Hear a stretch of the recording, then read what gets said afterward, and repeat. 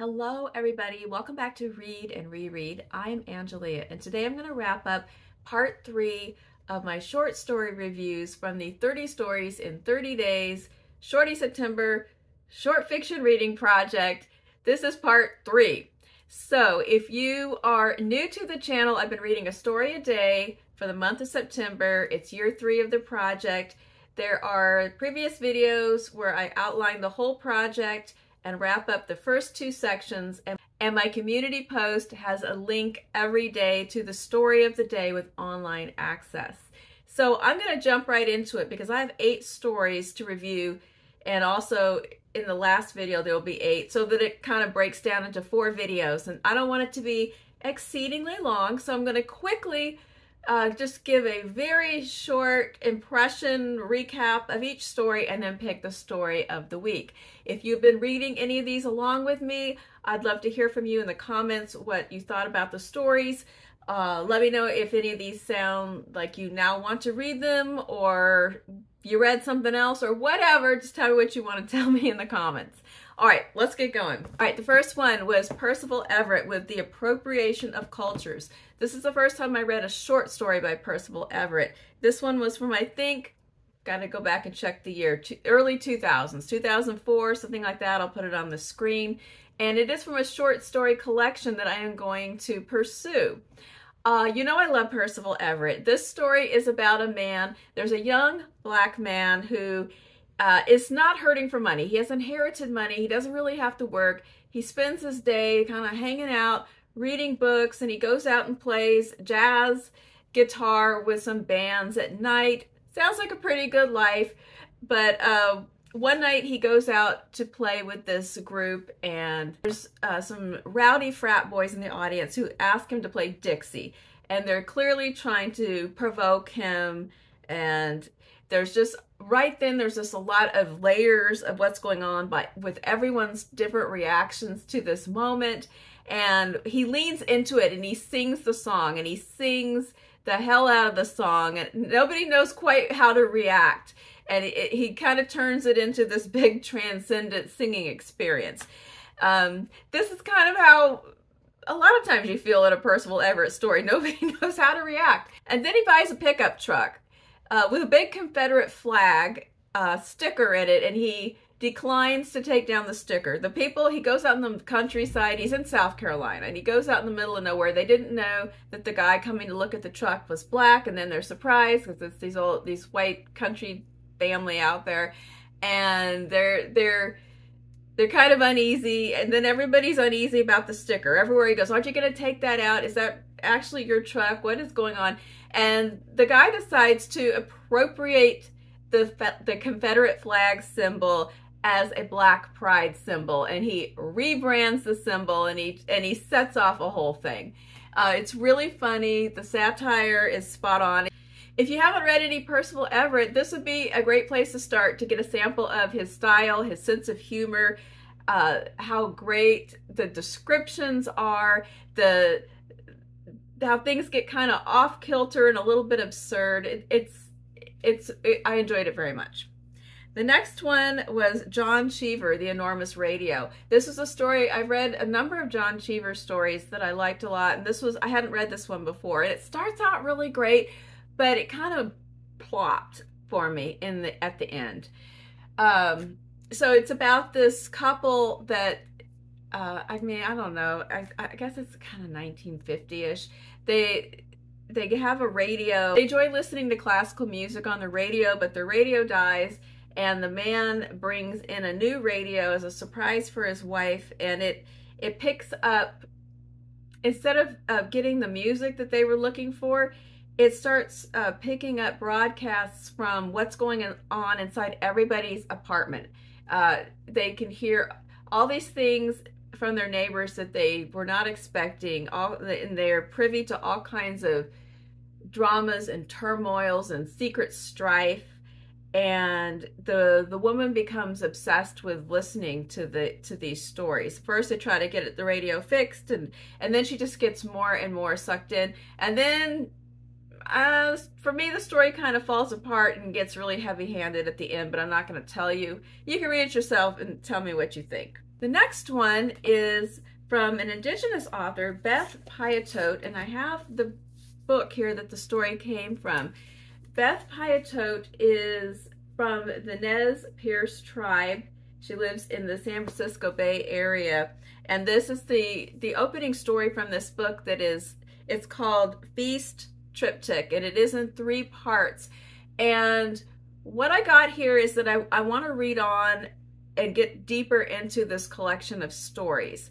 I felt like it was enough of a sample to intrigue me, but I want more because she weaves together in these 3 parts. I mean, some of it is a straightforward narrative, some of it's almost like a poem, some of it is in I don't know what the name of the language is that from the Nez Perce tribe, but it's actually, when you look at it on the page, it's quite beautiful. And there's folklore. The descriptive style is very vivid, and I feel like it's definitely the beginning of something where you're trying to kind of get your bearings and then see, well, what kind of stories are we going to hear here? But then I need to go further. So it did accomplish its purpose and make me want to read the rest of the book, which I am saving for November as one of my indigenous fiction selections. The next one is Office Hours by Ling. It is part of this collection, which is her most recent book. And it is online, but I think it is in the New Yorker, and I apologize because I did not know that I was picking something that would get paywalled. And so I apologize. I don't know how I was able to get into it to begin with, because I often get paywalled on that site as well. But it is in this collection. And if you have any kind of access to this, I highly recommend this collection if you like strange stories. I really loved her novel Severance as well, and I look forward to seeing what she writes next. But this story there's 2 time periods. It's about a young woman in college who is a film studies major, and then in the future she's a professor at the same college.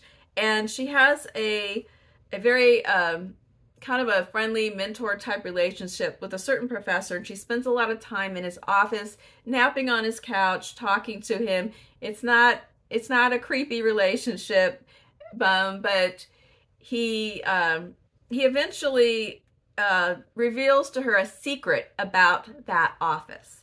I'm not going to tell you what it is, but that is the crux of the whole thing that keeps me going on this story. I've read this story multiple times and I still don't, I feel like I don't completely get it. I'm turning it over like a Rubik's Cube, trying to figure out what exactly happened and the meaning. And I really would, I cannot tell you more about it without spoiling it, and yet it is what I deeply need to talk about. So if you have read this story, I don't know, we need to have a side conversation because I have questions. I mean, I really love this story, and it's not even my favorite story in the collection, but it's so intriguing, and it's one of those stories where everything is very realistic except for just this one thing, and then that's what it all hangs on. The next one was also a science fiction story called The Water That Falls on You From Nowhere by John Chu. I found out that John Chu, well, first of all, there's another John Chu. If you Google John Chu, there's another John Chu that is a film director who directed Crazy Rich Asians. It's not the same guy. For a second, I thought, wow, that's kind of a spread of talents. Different guy. John Chu, the one I'm talking about, is a science fiction writer. He has appeared in multiple science fiction magazines, print and online, and won several awards, but he has not published an actual print book. And this story is about a phenomenon has occurred that apparently has recently started happening, where if you tell a lie, water just instantly rain down on you. Doesn't matter if you are outside, inside. If you're kind of heading into dishonest territory, it starts getting all humid and everything. And then depending on the severity of your dishonesty, rain falls down like buckets upon you. And this young man has a boyfriend, and they want to get married, and he has not come out to his parents. His parents are a traditional Asian family. I think they're Chinese American, and he's going to take his boyfriend home for the holidays and come out and announce their happy news. And so in the atmosphere of the fact that he has been lying or omitting truths about himself, and then he comes home, and then it's not exactly, that's the setup, but there's more to it than okay, it's not like guess who's coming for dinner kind of thing. Like he's got a sister, and there's some really weird stuff going on there. Anyway, it's very interesting. And so I was surprised that he hasn't released a collection of stories or anything, but I'll keep my eyes open. I guess when I put together this master list, I was really in a super science fiction-y mood because there's so many.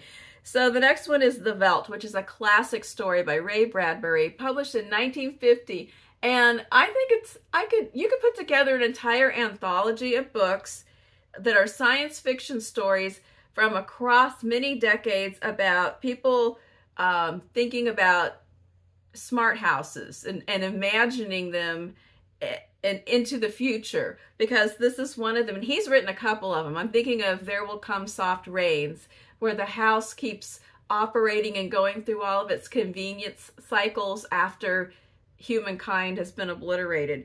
But in this story, there is a family, and they have this smart house that does all these things and anticipates your needs. And it has a nursery that is sort of a imaginative 3D environment where the kids can think up different playscapes.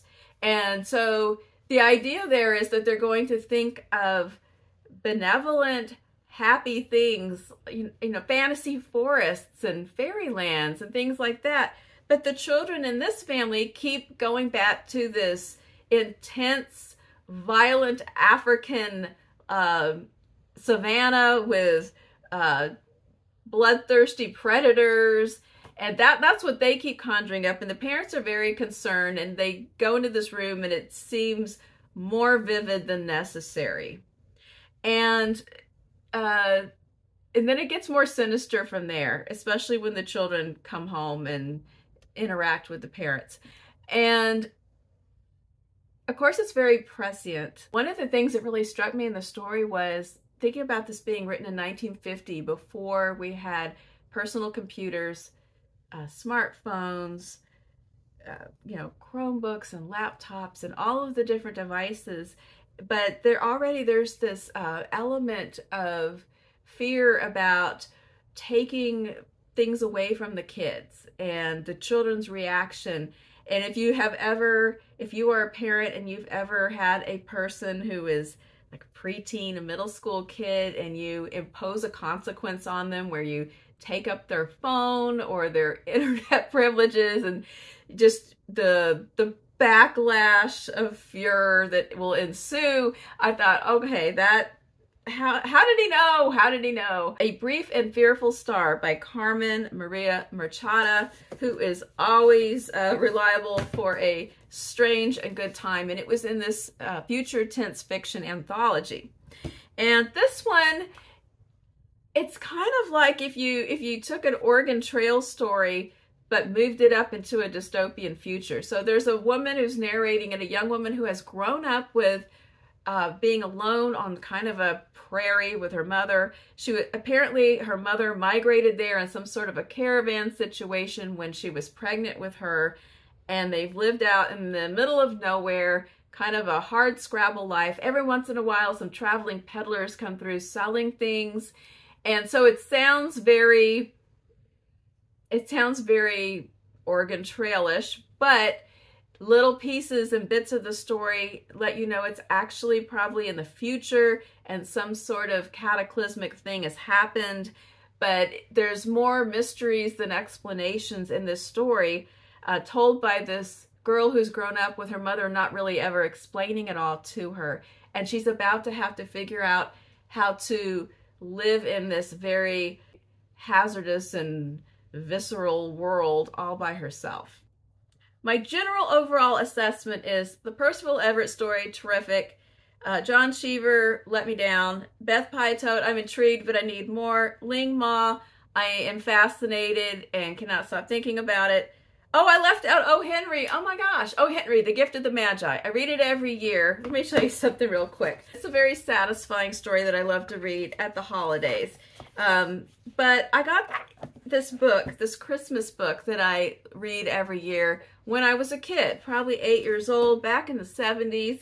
And it was illustrated like this. There's Della, who is only has $1.87 and wants to buy her husband a wonderful Christmas present. Of course, it is the story of a young couple who are broke at Christmas, and each is willing to sacrifice their most prized possession for love, to give their loved one something wonderful and special. But I never knew the story was written in 1905 until I was an adult, and then I knew who O. Henry was and the era that he wrote because of these 70s vibes of the illustrations. Back to the roundup. So that's O. Henry. The John Chu story, interesting. I liked it. The Veldt, chilling, great classic. And A Brief and Fearful Star. I kind of need someone to send me some help because I love the mood and the atmosphere and the description, but I don't really understand what was going on there exactly. I was a little bit puzzled. Okay, so there it is. What is the story of the week? Well, if we got down to 3 finalists, I would have to say the 3 finalists are Percival, Everett, Ling, and Ray Bradbury. Ray Bradbury's story has stood the test of time, but I'm still eliminating him because I just personally enjoy the other 2 stories even more, even though I like that one. The Percival Everett, I really love it. It's a great story, but I feel like I talk about Percival Everett all the time. And so I am just going to go with Ling Ma because that story, I feel like not as many people have read her, and she's really interesting, and I would like more people to read her. And I want people to tell me what they thought, what exactly was going on in this story, what's the meaning, what happened at the end. I'm just talking about it now. I've got to read it again and keep turning that cube around and around until I figure out how to make it all work. So there it is, Ling Ma, Office Hours, the story of the week. I'm sorry that I picked the one that nobody can access unless they get a hold of the book. So go ahead and read my runners-up because they are also don't miss excellent stories. And I hope that you are having a great day, and I will be back very soon with, believe it or not, the October TBR. Have a great day.